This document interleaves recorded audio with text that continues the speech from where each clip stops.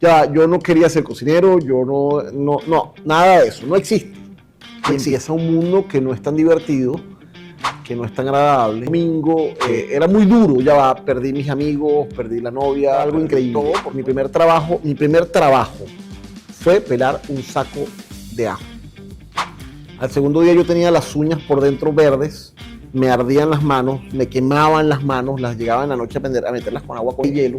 Ahí me dedico a hacer comida caraqueña o cocina venezolana a la manera de Tomás Fernández. El tipo rebelde que lo botan del colegio, del tipo rebelde que ahora es cocinero, del tipo rebelde que monta un restaurante. Esa rebeldía no para, esa rebeldía hoy en día no se ha acabado, con todo que tengo 58 años. Primero, mis padres son de Valencia y Tinaquillo. Entonces hay una influencia central importante, donde se comía, recuerdo perfectamente, las caraotas dulces, por ejemplo, muy central. Hacíamos una carne molida, que además yo no sé por qué, yo no lo he visto más, le llamábamos carne pólvora, porque era la carne molida muy tostada. Entonces eran trocitos de carne muy tostada que se comían con arroz y plátano. En mi casa se comía muchísima comida venezolana. Mi mamá hacía un mondongo que la gente se lo alababa muchísimo. Cuando mi mamá hacía mondongo, no sé, iban 15, 20 personas a casa a comer mondongo. Las hallacas de mi madre eran muy buenas también. Yo siempre tuve un poco de separación de eso, porque además no me gustaba que me pusieran o a amarrar o a limpiar hojas. Entonces, siempre dije que no me gustaban las hallacas y siempre dije que no me gustaba el mondongo y no comía eso. Yo no soy un cocinero que podría decir que nací con la cocina, que cocino desde que soy chiquito. La cocina llegó a mí por absoluto accidente. Lo que sí era un rebelde sin causa, con un padre ministro de Educación en los años 80. Y bueno, la rebeldía y la actitud punk de la época me llevó a salirme del colegio, a salirme de todo. Por supuesto, todo arranca porque la mamá de mi mejor amigo dice, bueno, ya va, este muchacho, 16 años, abandona todo, abandona colegio, abandona todo. Es el mejor amigo de mi hijo, vamos a ver cómo... Y ahí empieza la historia de un cocinero. Esta señora, Juanita Urbano de Oliver, con ese apellido y ese nombre, verás que es española, absolutamente descendiente de primera generación de españoles. Su padre era chef de barcos en España y es sobreviviente de un bombardeo a su barco en la guerra y queda flotando en los barriles de papa. Se viene a Venezuela y Juanita en algún momento monta una escuela de cocina que se llamaba Aprende Cocinando Conmigo, que era una cocina para mujeres recién casadas. Era muy interesante porque ella en una semana, en 6 días, de lunes a sábado, ella enseñaba a hacer una ensalada, una sopa, un plato principal y un postre. Y esas señoras que no sabían qué hacer nada salían con 6 de cada uno, que si lo pones para atrás y para adelante, tienes, no sé, 50 menús, 80 menús, y salían cocinando. Ella me dice a mí, cuando ve que dejo el colegio, me dice que si me quiero venir a trabajar con ella, que ella me va a pagar. Por supuesto, 16 años, 17 años, me van a pagar, y además me dice las palabras mágicas, no le digamos nada a tus papás, que era la mentira, porque ya ella había hablado, ya ella había dicho lo que iba a suceder, y me lleva a trabajar con ella. En un año, ¿cuál era mi trabajo? Mi trabajo era tenerla mise en place lista. Yo era un ayudante de cocina.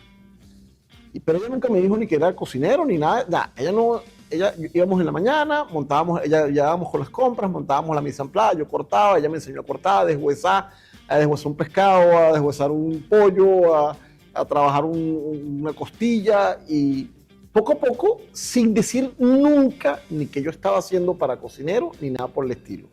Pero un año después me entregó un diploma y me dijo, usted es cocinero. Y empieza mañana en el Caracas Hilton, como ayudante de cocina. Ya, yo no quería ser cocinero, yo no, nada de eso, no existe. Pero, bueno, ahora era cocinero. Y ahora sentía que tenía, además, ella me regaló unas revistas de cocina viejísimas. Y salían unos señores con unas chaquetas blancas, con botones. Y a mí me pareció que esa vaina era increíble. Ya, de verdad, me pareció que era increíble. Justamente en ese momento nos vamos de viaje con mis padres a Cartagena y estaban abriendo el Cartagena Hilton y nos dejaron quedarnos ahí sin haber terminado el hotel.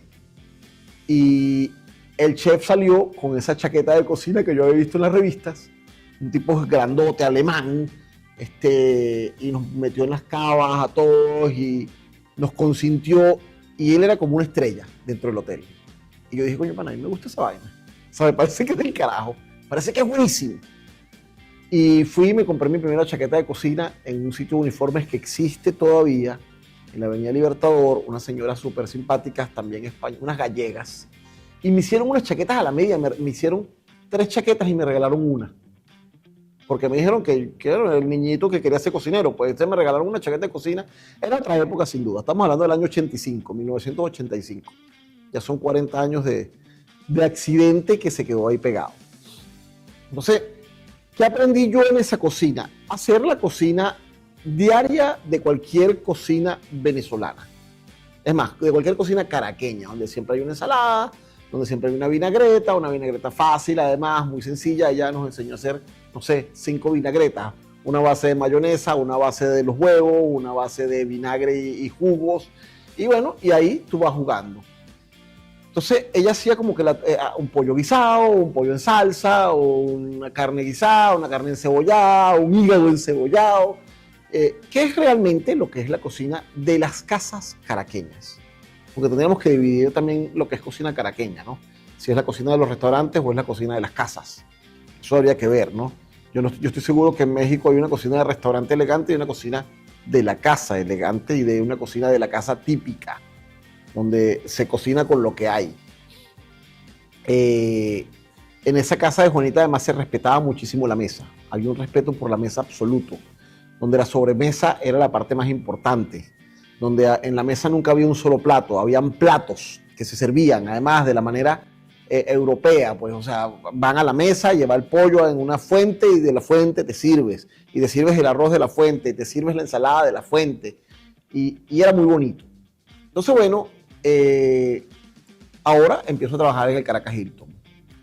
Tendría 17, 18 años, y empieza un mundo que no es tan divertido, que no es tan agradable, que además me dieron el horario de 3 de la tarde a 11 de la noche, de martes a domingo, un solo día libre. Luego ya digamos que las leyes del trabajo ya decían que tenían que ser 2 días libres. Se trabajaba de miércoles a domingo. Era muy duro, perdí mis amigos, perdí la novia, perdí todo, porque bueno, ahora a las 11 de la noche muerto, porque además les voy a contar algo increíble. Mi primer trabajo fue pelar un saco de ajo. Estás hablando de una cosa que tendría como 40 kilos de ajo, del chiquitico. Y muy graciosamente, un chef alemán que le llamaban Banana me dijo, pele ese ajo. Al segundo día yo tenía las uñas por dentro verdes, me ardían las manos, me quemaban las manos, las llegaba en la noche a meterlas con agua con hielo. Y después de 3 días de trabajo, el señor me mostró que había una peladora de ajo automática. Yo no entendí cuál era el castigo, yo no entendí cuál era la razón, yo no entendí qué era lo que sucedía, pero bueno, así fue. Y así empieza mi trabajo. Mi primer trabajo fue Caracas Hilton como tercer ayudante. Había una escala militar absolutamente de chef, subchef, chef de partida, chef social, chef no sé qué cosa, chef del otro, después ayudante 1, ayudante 2 y ayudante 3. Yo era ayudante 3.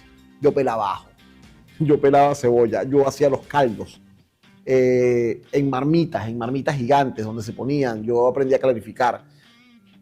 Este trabajo duraría como unos 6 meses. Y una amiga me dice, yo conozco un chef muy famoso que se llama Marc Audibert. Marc es el chef del Country Club de Caracas. Déjame hablar con él para que te acepte como su cocinero. Estando en el Hilton, una señora de la escuela de cocina me dice, voy a montar un sitio en Parque Central. Y ella montó un sitio que se llama Le Petit Pois. Le Petit Pois era un sitio de cocina rápida dentro de una feria en Parque Central. y hacía comida francesa. Hacíamos crepes, steak pimienta, unos bolobán. Era una cosa interesantísima, pero era comida rápida, se servía comida rápida. Y yo fui su cocinero.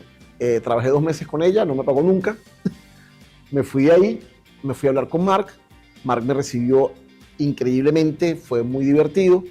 Y Marc me dijo, mira, yo te aceptaría como mi ayudante, pero me estoy yendo del country porque me voy a dedicar a la fotografía de alimentos.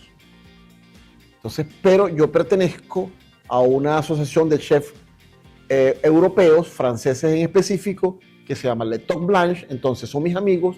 En Venezuela está el capítulo de Venezuela y lo que voy a hacer es que te voy a presentar a cada uno de ellos y te vas a ir a trabajar con cada uno de ellos. Entonces ahí empieza esa vida de aprendiz.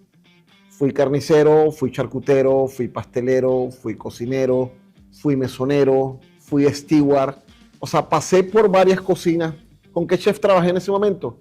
Con Pierre Blanchard en Nicaragua, con Alain Letor, con Jean-Jacques Bourneau, con Patrick, que no era francés, era sudafricano, pero él pertenecía a Le Toc Blanche también. Y bueno, y Patrick era un cocinerazo, era el dueño del restaurante Patrick en Caracas. Año 86, 87 más o menos debe ser eso. Y Patrick era el chef del Tonjon. Y se había venido a Caracas porque recuerdo perfectamente en alguna revista Time que decía que los cocineros, que los ejecutivos mejores pagados de América eran los chefs ejecutivos de Caracas. Claro, era una Caracas saudita, era una Caracas llena de dinero, era una Caracas bollante, era una Caracas, bueno, era un país, pero creo que Caracas siempre fue como el centro de todo, ¿no? Por eso estamos hablando de comida caraqueña y no de comida venezolana, comida caraqueña. Y bueno, ahí fue muy interesante porque había mucho dinero en este país, había unos chefs increíbles, esos que nombré hoy podrían tener estrellas Michelin, son unos tipos extraordinarios. Pierre fue un gran cocinero en este país. Todos nos maltrataban muchísimo, era una cocina maltratadora, era una cocina de gritos, era una cocina de fuego, era una cocina de calor, era una cocina terrible. Además trabajé con algunos italianos como Enzo Espósito. Lastimosamente no tengo imágenes de ellos, porque bueno, primero estábamos trabajando y después uno no tenía una cámara, pues uno no tenía un celular. No existía el celular. Eso suena increíble que alguna vez en la vida no haya existido el celular, pero sí. Vivimos una Venezuela y una Caracas que no tenía celulares, bueno, un mundo que no tenía celulares. Ahora todos tenemos fotos de todo. Y bueno, pude recopilar algunas cosas. Entonces, ¿dónde empieza? Empieza en esto que tenemos en esa foto, donde se hicieron, eso es un festival. Yo monté una compañía con este señor que está aquí, ahí en esa foto conmigo. Yo soy el de atrás, el del sombrerito. Eso es un sitio que se llamaba La Casita Rosada en El Hatillo. Y La Casita Rosada nos dio la oportunidad, teníamos un catering que se llamaba Cocina de Inspiración, que además hacíamos cocina de lo que nos pareciera. Siempre muy venezolana a la manera de Caracas. Hicimos eventos como este para Coca-Cola. Ahí estoy ahí también con un sombrerito ahí en el medio de la foto. Cosas que pasaron interesantes. Además, yo creo ser de los primeros venezolanos. Voy a contar esta historia ahorita. Iba en autobús en un San Ruperto. Los caraqueños sabrán lo que se llama un San Ruperto. Lo agarré en Bellomonte, en Colinas Bellomonte, y se monta en las Mercedes Edgar Leal, muy conocidos por todos los que sean de la gastronomía venezolana. Y Edgar me dice, oye, estamos formando un grupo. ¿Un grupo de qué? De cocineros, y es una cosa que se llama el SEGA.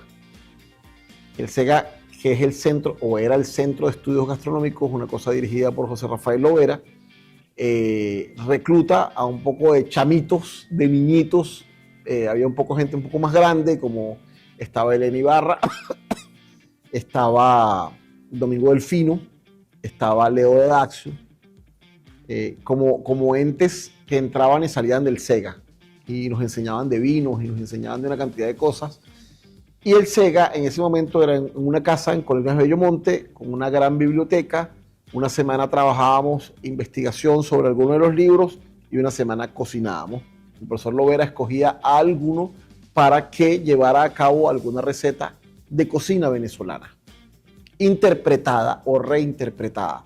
él siempre nos dio mucha libertad. Eso es increíble porque siendo un tipo absolutamente cuadriculado y formado de manera, además era abogado, era banquero, es un señor muy, muy, muy estructurado, pero él decía, háganlo a su manera.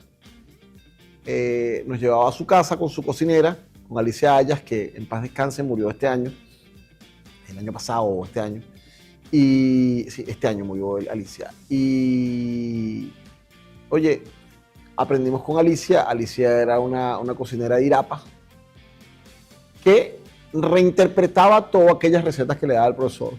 Ella, absolutamente analfabeta, pero con un conocimiento increíble de la materia prima y del fuego. Ya, increíble. Entonces, esos fueron los principios de escuela formal. Ya trabajando en restaurantes, entró en el SEGA y empiezan a suceder cosas que, bueno, nada, sales en programas de televisión. Aquí tenemos esta imagen. Esto es el programa Ni Tan Tarde, un programa de los años 90 con Luis Chatén y Erika de la Vega ahí. Si ellos ven este podcast se darán cuenta de que, bueno, ahí estamos chamitos ahí los tres. Eso es Ni Tan Tarde. Y bueno, y aquí la siguiente fotografía es un homenaje que se le hizo al SEGA justo antes de que se transmutara el profesor Lovera, se fuera a otra dimensión. Se hizo con Moreno, en el restaurante Moreno, y ahí me parece muy divertida esta foto porque además ese señor formal ahí de flu atrás y hacemos ese selfie muertos de la risa todos ahí. Ahí está otros de los compañeros de Venezuela Gastronómica y fue muy, muy, muy divertido ese momento. Este catering de que les hablaba de cocina de inspiración, esto es en una mesa muy elegante. Recuerdo perfectamente esto, fíjate. Eso se hizo para una empresa que se llamaba Delinio. Delinio era una empresa de publicidad de los años 80, finales de los 80. Y este dueño de esta empresa me dice, dale, con lo que tú quieras. Y yo acababa de llegar de Higuerote, a un fin de semana en Higuerote, y había una piedra con erizos. Y a mí me pareció divertidísimo cocinar erizos. Porque además habíamos comido erizos crudos ahí en la piedra, en la roca madre, comiendo erizos crudos. Me caí, me clavé las puntas de los erizos. Pero bueno, me fui en la madrugada, me fui a Higuerote a buscar los erizos, los metí en una cava. Y cuando llegué a Caracas, los erizos estaban todos muertos y podridos. O sea, fue ya una locura. Terminé comprando huevos en el mercado de cualquier cosa y las metí dentro de las caparazones de erizo que los limpié. Y bueno, hacíamos ese catering. Y ahí tengo mi camisa orgullosamente. Esa es mi primera camisa de cocina. Esa es mi primera chaqueta de cocina. Esa que me regalaron esas señoras, además ya con botones negros pequeños, porque en la cocina alemana los botones negros eran los más importantes. Y si eran pequeños, eran del chef. Si eran grandes, eran del subchef, y si eran blancos, eran de los ayudantes y los que seguían en línea. Los botones decían, igual el tamaño del gorro. Si el gorro era alto, era el chef. Si el gorro era bajito, era del ayudante. Eso también funciona en la comida francesa. Por eso esa gente que les hablé al principio, le toque blanche, es el toque blanco. La toque es el sombrero largo con hueco de los dos lados, que se usaba mucho en los hoteles, y era la toque. Eso, mientras más alto, más rango dentro de la cocina. Ok, ahí me dedico a hacer comida caraqueña o cocina venezolana a la manera de Tomás Fernández. ¿Cuál es esa manera? De el tipo rebelde que lo botan del colegio, del tipo rebelde que ahora es cocinero, del tipo rebelde que monta un restaurante. A la edad de 23 años, después de un viaje por la Suramérica de un año, que me fui, esa rebeldía no para. Esa rebeldía hoy en día no se ha acabado, con todo que tengo 58 años. Se mantiene ahí viva, y creo que es lo que me mantiene vivo y contento. Con dos amigos decidimos montar un restaurante que lo hicimos nosotros. O sea, no es que nos mandamos a hacer, no es que hubo un ingeniero, no. Hablamos con arquitectos amigos, nos dijeron cómo, yo soldé las mesas, hice las mesas, las pinté las puertas, pegué cerámica, gastamos 3 millones de bolívares. Y cada uno puso 1 millón que nos prestaron. 1 millón de bolívares en el año 93, pero ya tenía casi 10 años de cocinero. Había pasado por muchas cocinas en esos 10 años. Había trabajado en Viva Vino, en la Vinoteca del Fino, que fue el primero. Había trabajado con Pierre Blanchard en Nicaragua, había trabajado con Marc en el Country, había trabajado con Patrick, había trabajado con Alain Letor en el Banco Mercantil. Le hice el matrimonio a Alain Letor. Aprendí a hacer charcutería, aprendí a hacer merguez, salchichas, salchichones de ajo, patés, terrinas, mousses.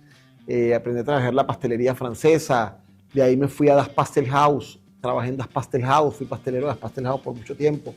Yo era el encargado de las mousses, de los bizcochos y de algunas galletas como las Levantiner, como las tejas de almendra, los muñequitos de mazapán.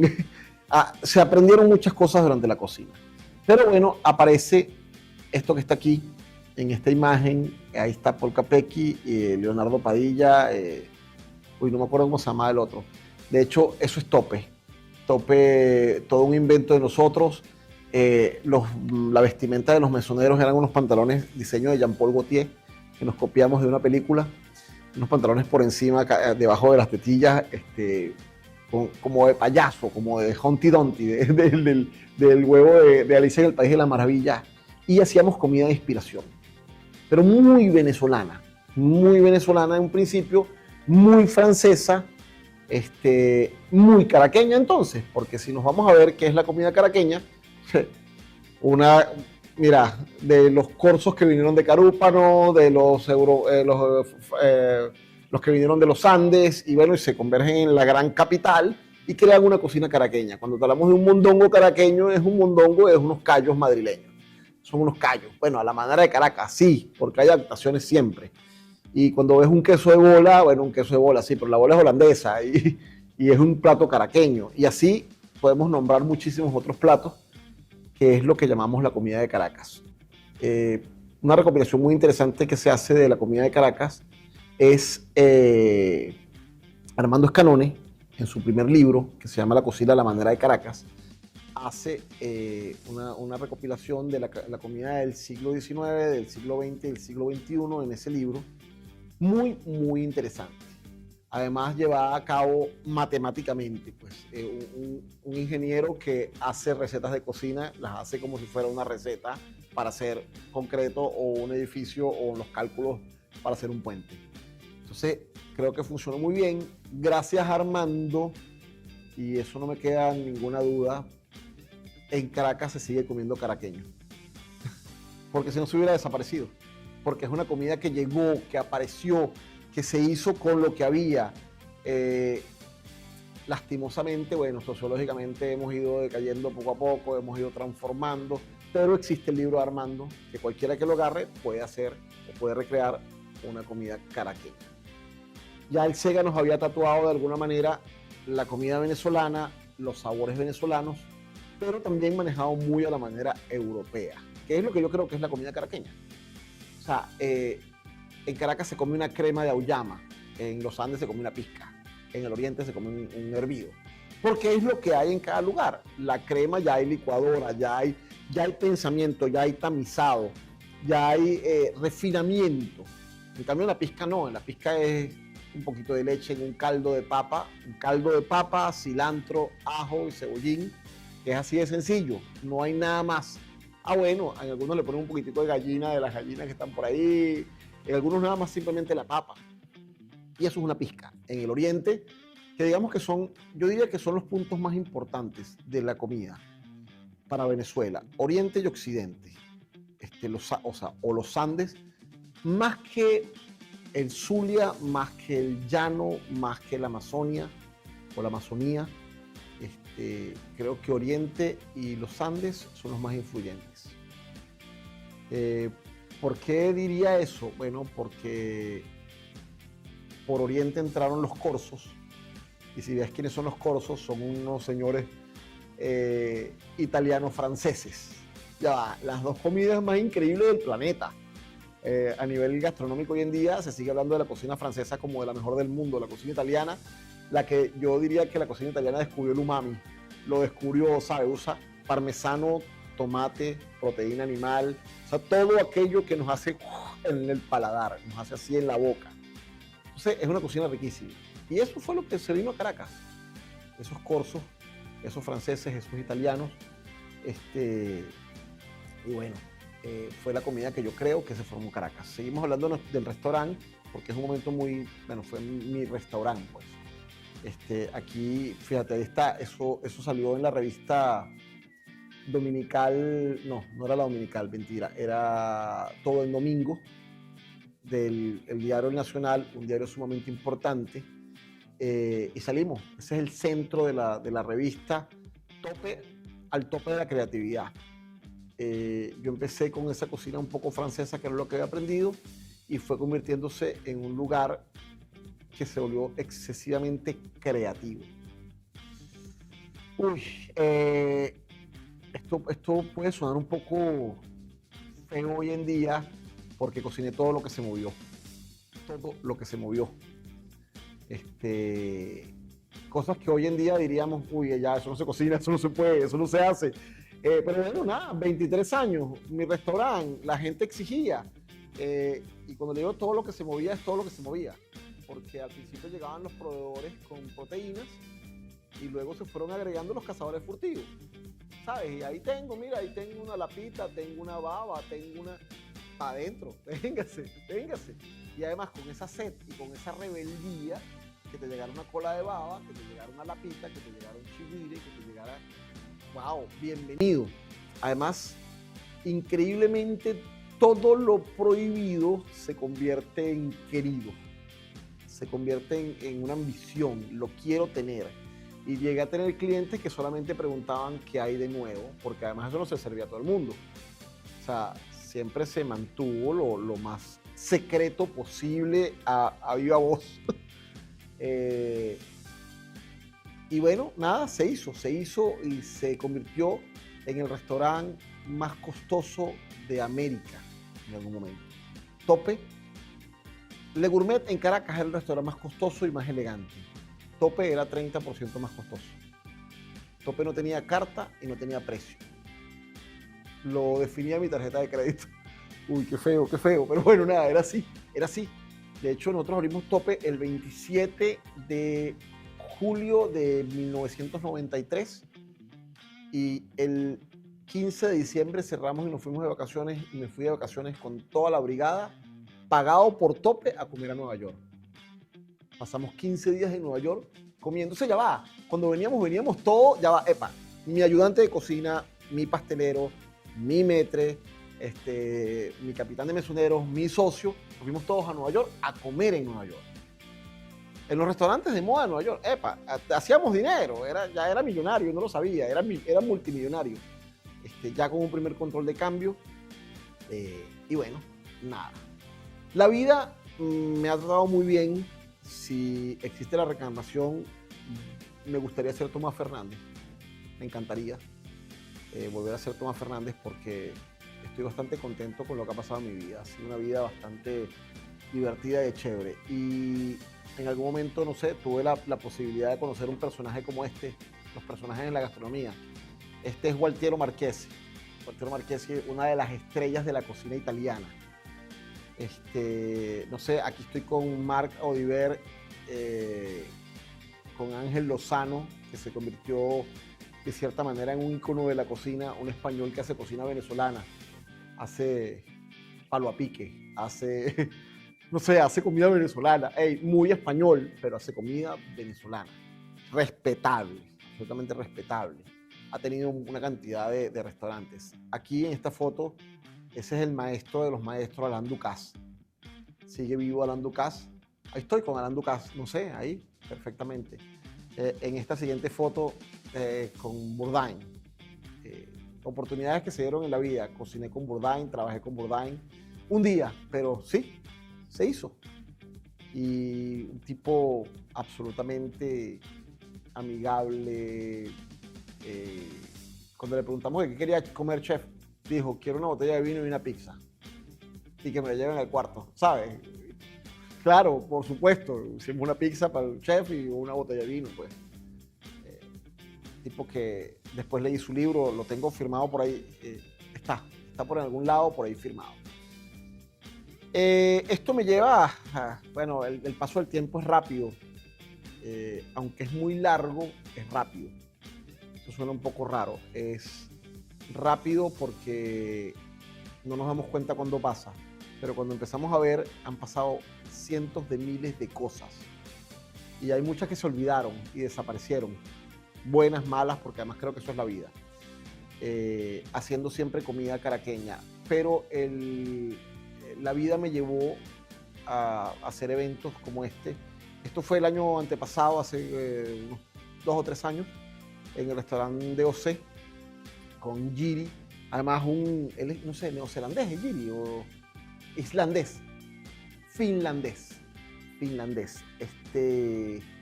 Giri me pidió que hiciéramos un menú en homenaje a lo que hubo en ese mismo lugar que se llamaba Samui.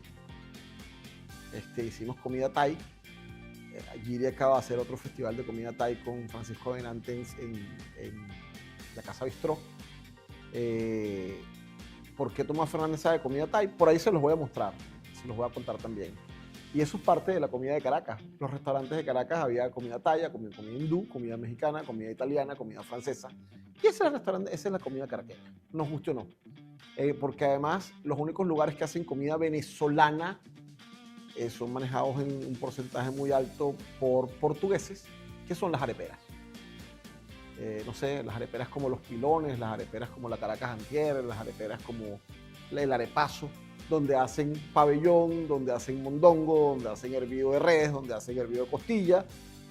Hoy en día tuve la oportunidad de abrir un lugar en la Candelaria y de retomar un menú de esos gigantes, además, de lugar de 24 horas, que también se los mostraré ahora más adelante. Aquí, bueno, un evento para Pomar, muy interesante. Además, me dieron para el lanzamiento de la última cosecha de Pomar. Oye, ¿sabes qué? En el paso del tiempo, esas referencias que dije anteriormente, como Domingo Delfino y Leo Dacio, que son dos grandes comerciantes de vino de este país, creo haber tomado los caldos más importantes del mundo. Eso es una gran suerte que he tenido. Además, en algún momento trabajé en los lugares, bueno, en Tope teníamos solo carta de vino, cervezas y agua. No había otro licor, porque además el profesor Lovera nos enseñó que todo licor mayor de una cantidad de grados alcohólicos adormece las papilas gustativas. Entonces, en ese purismo y en esa idea, solamente se vendía vino, cerveza y agua. Llegamos a tener una carta con unas 30 cervezas. Teníamos vinos de altísimo nivel, franceses, italianos, españoles y sudamericanos, pero de altísimo nivel, y carta de agua. Perrier, San Pellegrino, valga la publicidad. Y tuvimos, no sé, de cervezas. Wow, venía una cerveza, yo no sé de dónde era, no sé de dónde era, que venía, se llamaba Grolsch. No sé si alguno de ustedes, ¿de dónde? Holandesa, la Grolsch, con una tapa hermosísima de cerámica en una botella verde que trancaba a presión, ya, una cosa increíble. Tuvimos muchísimas, de la japonesa, Heineken, Sapporo, bueno, la mega carta de cervezas. Entonces, bueno, Pomar me dio, hago todo este cuento porque tuve el chance de tomar muchísimo y hoy en día me parece tener conocimiento de cómo maridar correctamente. Ya no se llama maridaje, ahora le llaman armonías. Cómo armonizar correctamente. Creo que siempre la pego.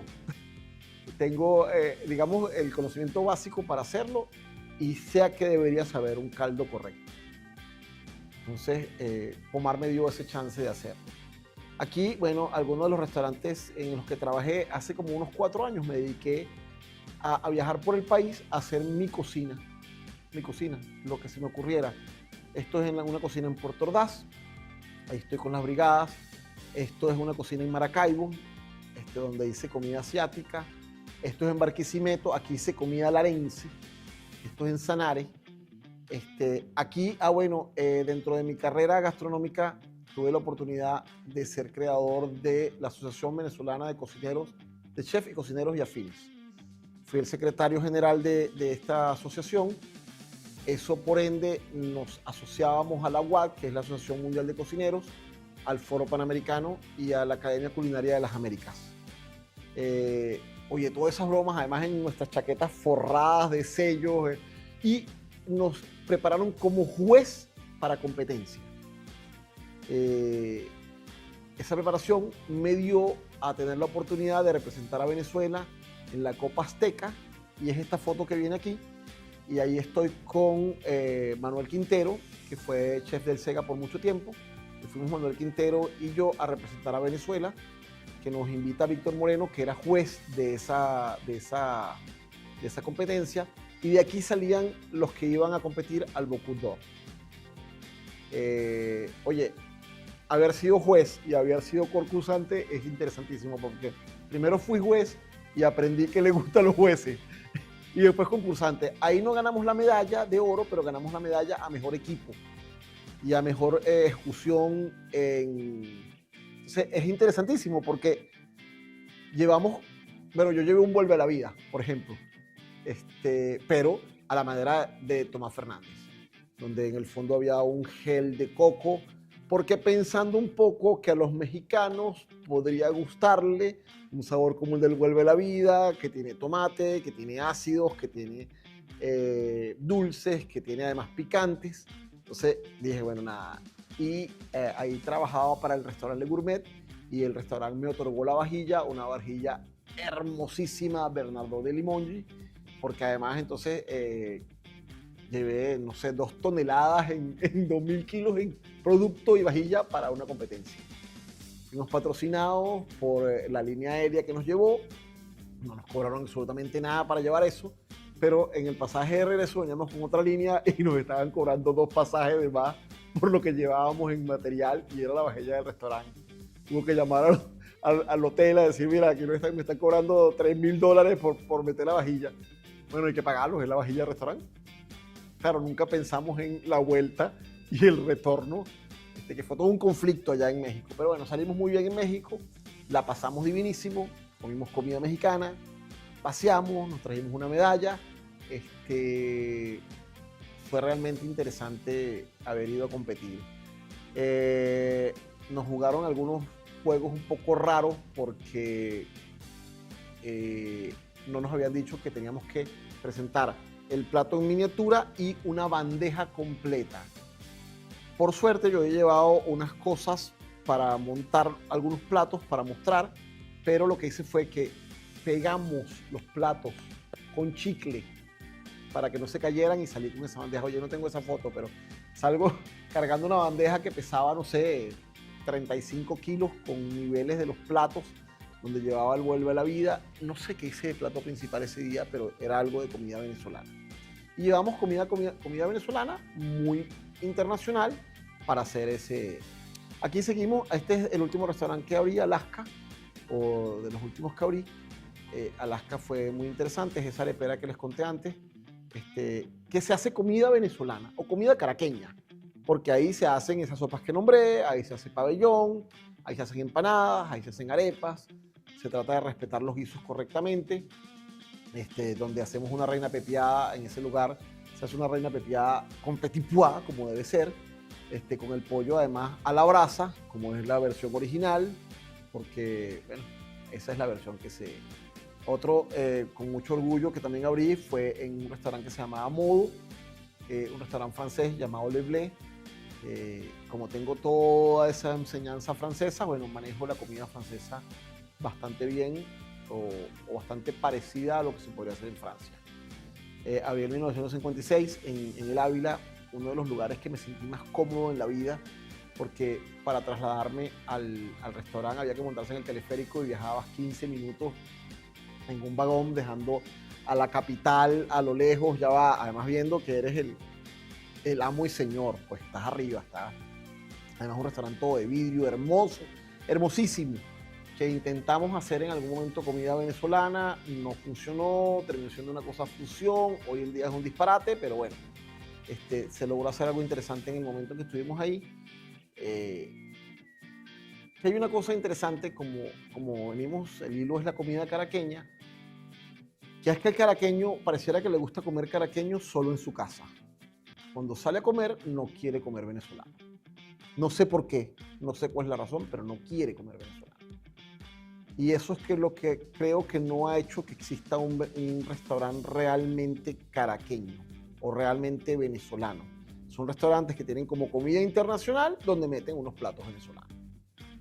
Eh, ya veremos en algún momento qué sucede ahí, pero yo creo que no tienen éxito los restaurantes venezolanos en Caracas. No somos profetas en nuestra propia tierra, no lo logramos. Ah, pero entonces se va a Nueva York y se monta una arepera y es un exitazo. Y un amigo, Ricardo Chanetón, hace una arepita con foie gras en Hong Kong y sale en la guía Michelin. Entonces, la Casa Bistró ha logrado hacer algunas cosas, pero también mete internacional. No hay manera. Ahora Maíz hace, pero yo no sé si eso sea rentable. Yo no sé si eso porque es muy nuevo, no sé si se viva en el tiempo, donde haces una comida bastante venezolana, donde el maíz es protagonista, que tendría mis dudas un poco, porque si vemos la historia, Venezuela no son hombres del maíz, son el norte digamos, el sur de Norteamérica son los hombres de maíz, o sea, México y Centroamérica. El sur de Sudamérica son los hombres de la papa, y Venezuela es el único que son los hombres de la yuca. Eso creo que ahí tendremos que empezar por la identidad real.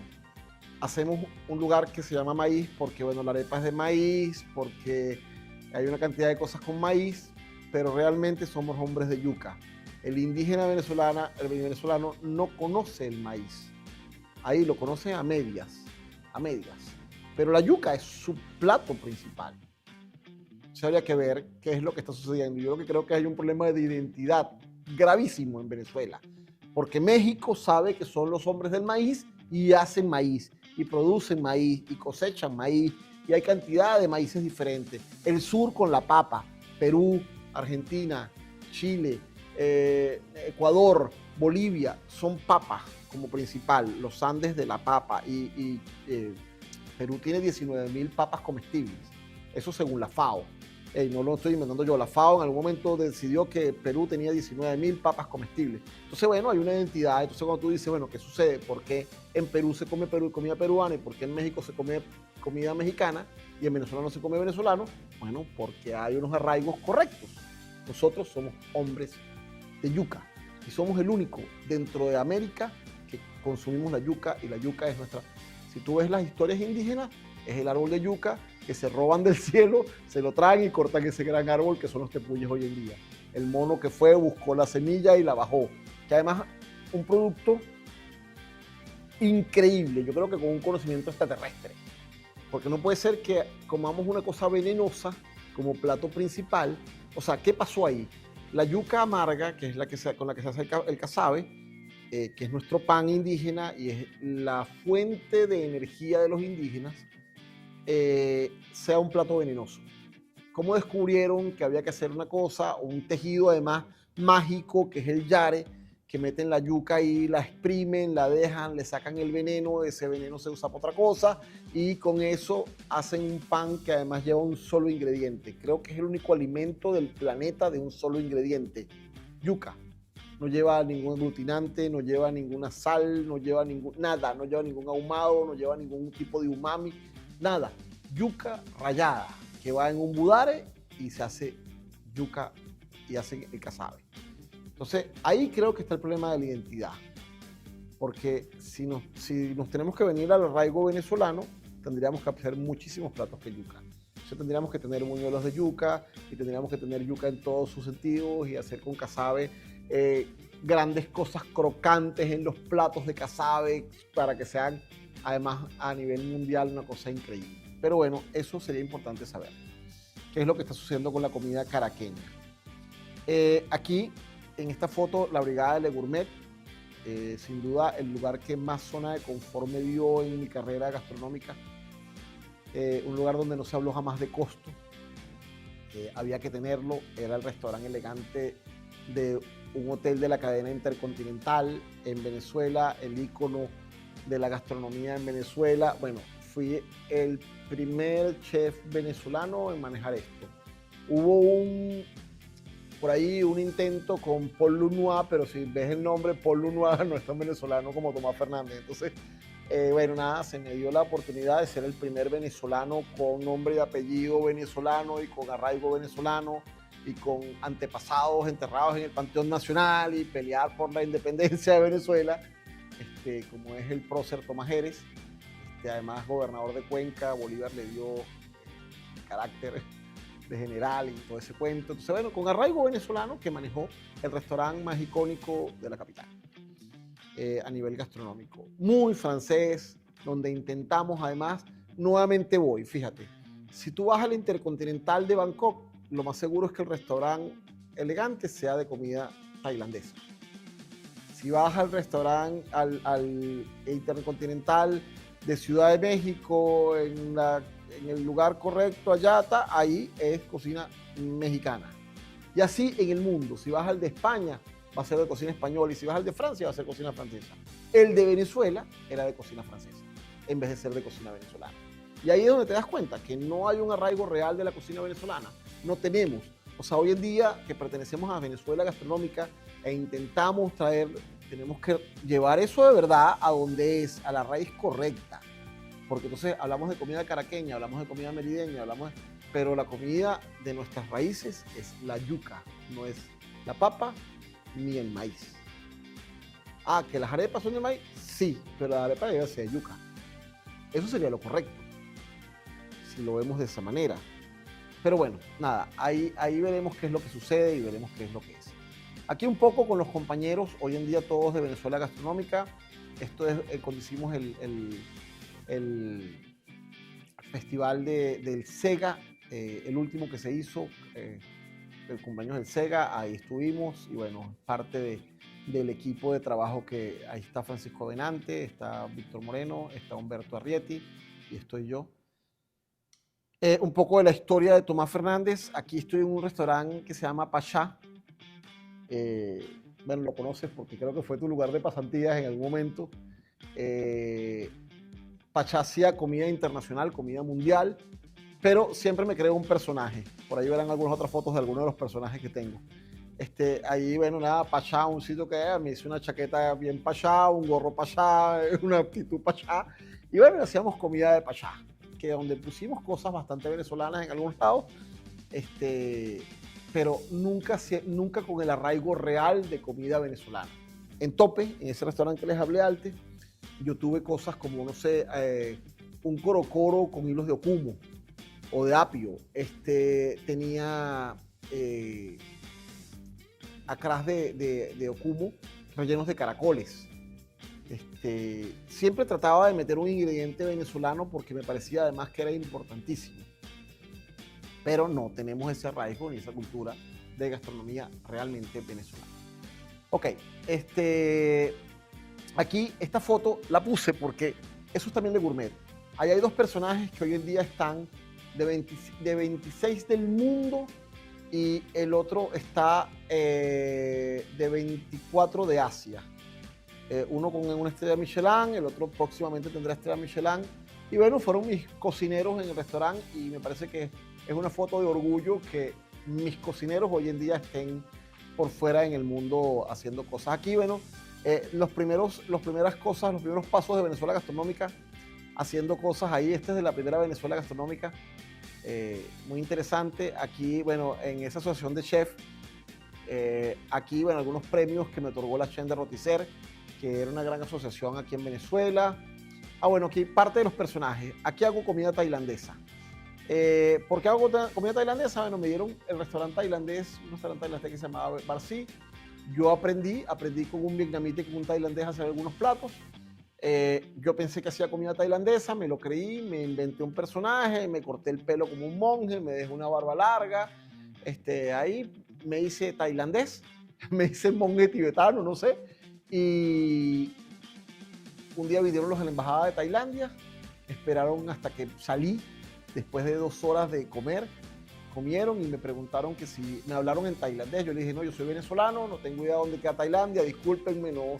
Pero bueno, yo creo en algo que es el inconsciente colectivo, yo creo que me metí en ese inconsciente colectivo y me felicitaron y me dijeron que habían comido el mismo menú, con los mismos sabores, en los mismos platos, de toda la decoración igual, en el Royal Hotel de Bangkok.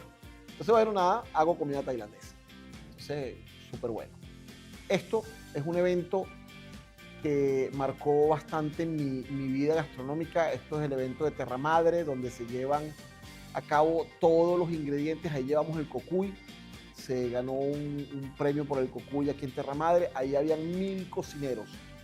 Ahí había cocineros de todos los países del mundo. Ahí pues interactuar con cocineros de la India, de África, de Asia, de Europa. Ahí estaba Ferradrià, pero había un cocinero Zulu, esos tipos altísimos que brincan, ¿sabes? Y había mujeres Sara, había estas con las bocas, sí, con las planchas largas que se ponen. Ya va, había gente había 1000 cocineros del mundo en esta, que al año siguiente agarraron una foto y la pusieron ahí por ahí